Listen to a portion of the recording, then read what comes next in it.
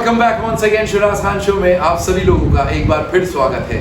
और आज मैं आपको बुलाने वाला हूँ एक बहुत ही खास दोस्त और हमारी बहुत ही खास मेहमान से, जिन्होंने राइफल शूटिंग में हिंदुस्तान में नहीं पूरी दुनिया में अपना परचम लहराया है। तो चलिए मिलते हैं हिंदुस्तान की आन बान और शान अनु तोमर। बहुत खुशी है कि आज हमारे साथ आप यहाँ पर हैं और हमारे शो पर आए। सबसे पहले हम ये पूछना चाहेंगे कि आप कुछ अपनी पर्सनल लाइफ के बारे में बताएं, अपने फैमिली बैकग्राउंड के बारे में, कहाँ बॉर्न हुए, कहाँ से स्कूलिंग, कॉलेज, ये सब। Thank you so much. सबसे पहले तो मैं आपका धन्यवाद करती हूँ कि आपने इस शो पर मुझे बुलाया है। मेरा नाम अनु तोमर है। मैं एक बहुत ही छोटे से गांव से बिलोंग करती हूँ। बिजरोल वो गांव है हमारा। तो खून ही एक क्रांतिकारी खून है। तो मैं बोलती हूँ कि हमारे गांव से बहुत सारे एक जज्बा निकलता है। बहुत सारी लड़कियां हैं जो कुछ करना चाहती हैं। उनको देखते हुए मेरी जो प्रेरणा स्रोत रहे हैं वो मेरे फादर रहे हैं। अच्छा।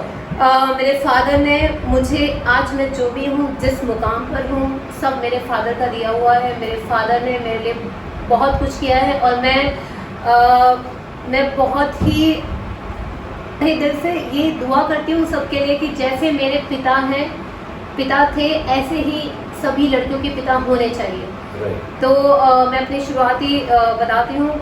बिजरोल हमारा गांव है जहाँ से मैं बिलोंग करती हूँ। मेरे फादर मदर दोनों डॉक्टर हैं। अच्छा। और शायद इसी वजह से उनकी स्कूलिंग बहुत अच्छी हुई थी। मेरे फादर ने मेरी मदर को मेडिकल लाइन में लेके आए थे। अच्छा, वो लेकर आए थे शादी के बाद? राइट, शादी के बाद। तो मेरे फादर का एक पहले से ही एक लड़कियों के लिए, महिलाओं के लिए बहुत ही कि उनको आगे बढ़ना चाहिए, तो वैसा जज्बा रहा है। अच्छा। हम 3 बहनें हैं, 2 भाई थे।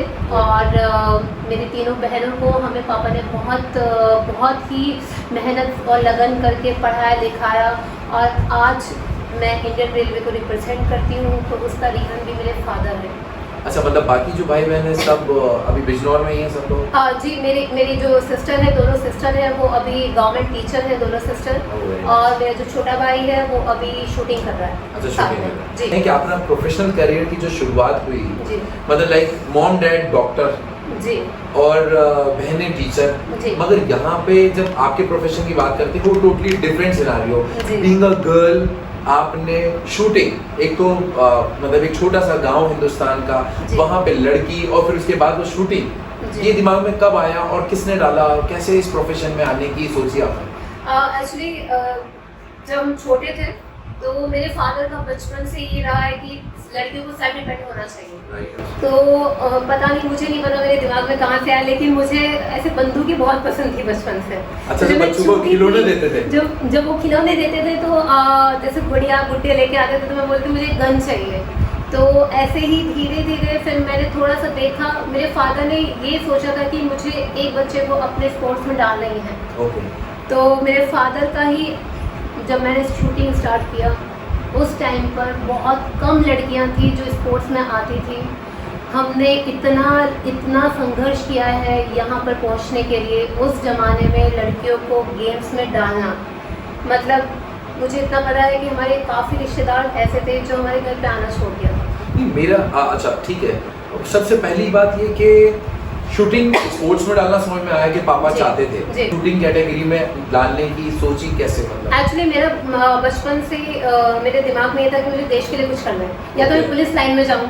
पता नहीं, बचपन से ऐसा था कि, या फिर पापा को मैं देखती थी, हमारे यहाँ पे बहुत सारे ऐसे गरीब पेशेंट आते थे जिनके पास कुछ होता नहीं था, तो पापा ऐसे ही उनका फ्री में सब करते थे। तो हम सोचते थे, पापा बोलते थे मेरे कि बेटा देश के लिए कुछ करना चाहिए। बात है 2002 की, बड़ौद में एक शूटिंग रेंज स्टार्ट हुई थी। वहाँ पे कोई लड़कियाँ नहीं आती थी, सिर्फ लड़के करते थे। मेरा स्ट्रगल वहाँ से स्टार्ट हुआ और उनका भी छोटी सी रेंज थी। हम धूप में प्रैक्टिस करते थे, ऊपर शेड भी नहीं होती थी, और एक पेड़ होता था जिसके बराबर में, मतलब जो सबसे पहले गया उसका उस शेड के नीचे नंबर आता था, नहीं तो आपको धूप में प्रैक्टिस करनी होती है। तो वो एक स्ट्रगल था, और उस स्ट्रगल को स्टार्ट करने के बाद में बहुत सारे लोग ऐसे थे, मैं बोलती हूँ उनका भी बहुत बहुत धन्यवाद है कि आज उनकी क्रिटिसाइज की वजह से, उनकी आलोचना की वजह से आज मैं यहाँ पे पहुँची हूँ, नहीं तो शायद मैं नहीं पहुँचती। बहुत सारे लोग ऐसे थे जिनकी नज़रों में लड़की का कुछ ऐसा करना बहुत गलत था। उनके लिए लड़की का पढ़ाई करना, घर का काम सीखना, ज़्यादा से ज़्यादा आपको अपने ब्यूटी पार्लर का कोर्स कर लो, बस हाँ। इतना ही आपको आना चाहिए ताकि आपकी एक अच्छी जगह शादी हो और आप अच्छे से अपने परिवार में रह सकें। इसकी वजह से, क्योंकि आपने प्रोफेशन ज्वाइन किया, कहीं ना कहीं क्रिटिसाइज फैमिली, रिश्तेदार, उन लोगों ने भी बहुत किया हो? एक्चुअली मुझे याद है जब हमने शूटिंग स्टार्ट किया था, क्योंकि इंसान जब कोई भी काम शुरू करता है एकदम से आप हाइट पे नहीं पहुंचते। Absolutely. आपको एकदम से संघर्ष करके भी आपको बहुत बार सफलता नहीं मिलती है। तो मुझे याद है शुरुआत के 3 और 4 साल हमारे घर पर कोई नहीं आता था। अच्छा, जी। रिश्तेदारों ने मिलना छोड़ दिया? रिश्तेदारों ने मिलना छोड़ दिया था। बोलते थे कि बाप और बेटी दोनों पागल हो गए, सुबह से शाम तक भागते रहते हैं। शहरों से ज्यादा गांव में ये बातें बहुत ज्यादा है। जी, क्योंकि शहरों में फिर भी लोगों का मेंटल लेवल बहुत हाई रहता है। Right. वो सपोर्ट करते हैं और शहरों में लोगों को एक दूसरे से मतलब कम होता है। गांव में अगर एक परिवार में कुछ बात हो रही तो पूरे गांव में फैल जाती है। हाँ। तो ये एक बहुत आपकी अच्छी बात भी बहुत जल्दी फैलती है और आपकी बुराई भी बहुत जल्दी फैलती है। तो वो जो 4-5 सालों का हमारा संघर्ष था, मैं आपको बता नहीं सकती हूँ। हमारे सामने डू एंड डाई वाली सिचुएशन थी, करो या मरो। अगर नहीं किया तो लोगों के ताने सुनने हैं, और अगर कर लिया तो शायद ये सब चीज़ें खत्म हो जाएंगी। और वही लोग सबसे पहले खड़े होकर तारीफ करने। तो मैं आपको बता दूं, मेरा फर्स्ट मोमेंट मैं 2006 में इंडिया टीम के लिए सिलेक्ट हुई। अरे वाह। और मैं 2007 में फर्स्ट एशियन शूटिंग चैंपियनशिप खेलने गई। Very nice. और मैंने वहाँ पे गोल्ड मेडल लिया। जब मैं वापस आई तो वहाँ की जो टीएम थे उन्होंने बुला के ऑनर किया। तो वही लोग थे जिन्होंने मुझे बोला कि ये हमारी बेटी है, ये हमारी बेटी है, हमारी बेटी। वो फिर सारे रिश्ते तो दोबारा से बन गए और इनफैक्ट ज्यादा मोहब्बत के ज़्यादा बन साथ। गए। तो मतलब वहाँ से फिर जो आपकी जर्नी है वो स्टार्ट हो गई। और आपने फिर कौन कौन से कंपटीशन में हिस्सा लिया? जी, मैंने एशियन शूटिंग चैंपियनशिप के लिए मैंने वर्ल्ड रेलवेज, उसके बाद में मेरा सिलेक्शन इंडियन रेलवेज में हो गया। और मैं अभी फिलहाल इंडियन रेलवेज को रिप्रेजेंट करती हूँ। इंडियन रेलवेज के थ्रू ही मैं खेलती हूँ।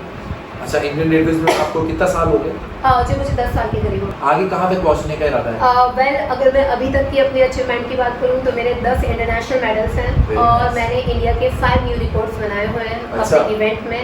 वो कौन से 5 रिकॉर्ड? जी, मैं 10 मीटर इवेंट करती हूँ राइफल का, 10 मीटर एयर राइफल, 50 मीटर के हमारे 2 इवेंट होते हैं .22 के, वो मैं दोनों इवेंट करती हूँ। और एक हमारा होता है बिग बोल का 300 मीटर, तो उसकी भी मैं दोनों इवेंट करती हूँ। तो मैंने जो रिकॉर्ड बनाए हैं अपने वो 50 मीटर और 300 मीटर में बनाए हैं। क्या बात है। मतलब ये तो 101% के जो लोग राइफल शूटिंग में हैं उनको ये जरूर पता होगा। शायद हम इसकी नॉलेज कम रखते हैं, पर उन्हें पता है कि ये कितने बड़े अचीवमेंट हैं। और आने वाले टाइम में लाइक कॉमनवेल्थ गेम या फिर ओलंपिक्स को भी आप, आई एम श्योर आपका टारगेट में होगा, विजन आपका क्लियर होगा इस बात जी। अभी जैसे मैं बोलूँ कि अभी पैंडेमिक चल रहा है 2 सालों से कोरोना का, तो अभी सभी लोगों के लिए, कोई स्पोर्ट्स पर्सन हो या किसी भी नॉर्मल इंसान हो, सभी के लिए एक बहुत ही बुरा दौर है। लेकिन इसके गुजरते ही अगर मैं किसी भी एक सच्चे खिलाड़ी की बात करूं तो उसका सपना ओलंपिक ही होता है। उसके लिए और सब कुछ छोटा है, उससे पहले कुछ नहीं है। तो बेसिकली मेरा भी सपना, मेरा भी ड्रीम जो है वो ओलंपिक ही है। लेकिन उसके साथ साथ मेरा एक और ड्रीम है जो जब मैं छोटी थी और मैंने और मेरे पापा ने बहुत फेस किया था कि गांव जैसी जगह में आप छोटी जगह से जब आते हैं तो वहाँ पे लड़कियों को बहुत तकलीफ होती है कुछ भी करने के लिए। तो उसके साथ साथ हमने एक एकेडमी वहीं पर बड़ौद में एक खोली हुई है जहाँ पर लड़कियाँ आके अपनी अच्छे से ट्रेनिंग करती हैं।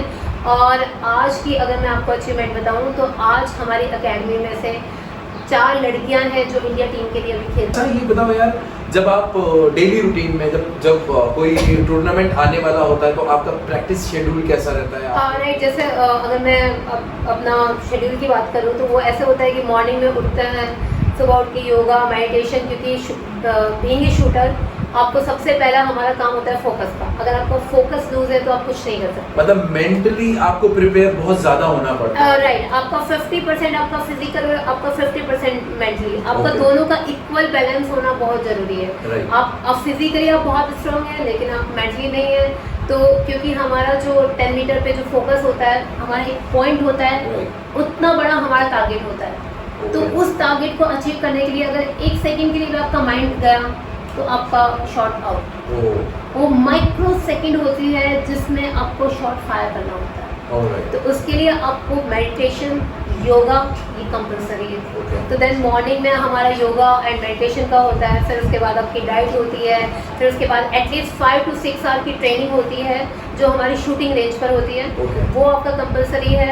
देन उसके बाद में आपका 2 आवर्स का वर्कआउट। अच्छा, इसकी कोई स्पेशल डाइट होती है? क्योंकि राइफल शूटिंग में तो मुझे ऐसा लगता है सिर्फ खड़े होकर शूट करना है, तो मतलब एक्चुअली जो हमारी राइफल होती है हाँ। वो 8 kg के अराउंड होती है, और उसके साथ हम एक स्पेशली हमारा एक सूट होता है, हाँ। एक जैकेट ट्राउजर होता है, हाँ। उसका वेट 4 and 5 kg के नियर बाई होता है मतलब ओ अच्छा। जी, और वो आपको 5 आवर्स तक का कैरी करना होता है।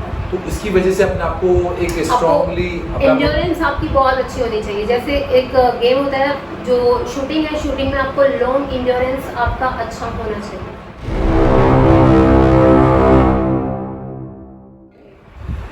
Tell me one gadget you can't live without.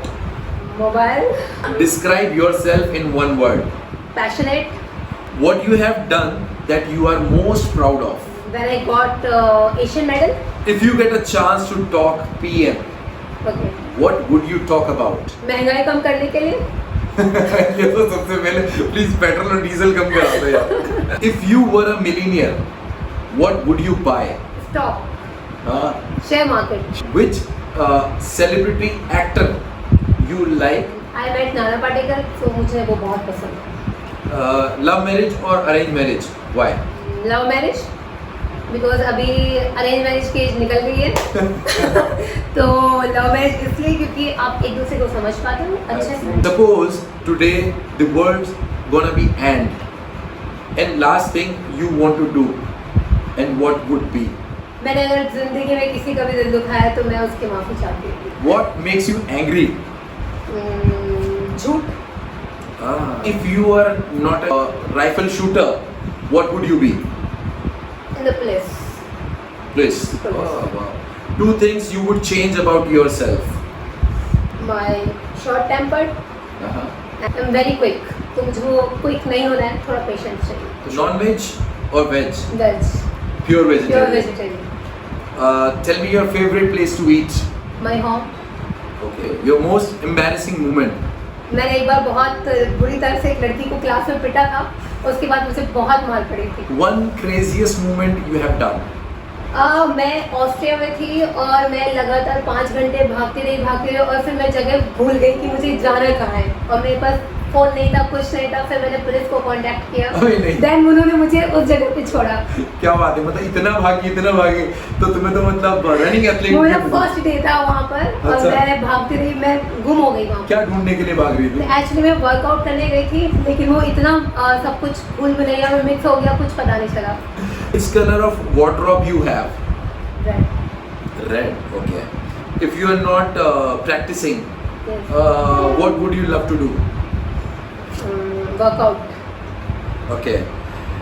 What is your favorite hobby apart from rifle shooting? Moving around, घूम के आना अकेले। What are your greatest strength and weakness? My strength, my family, and my weakness also my family.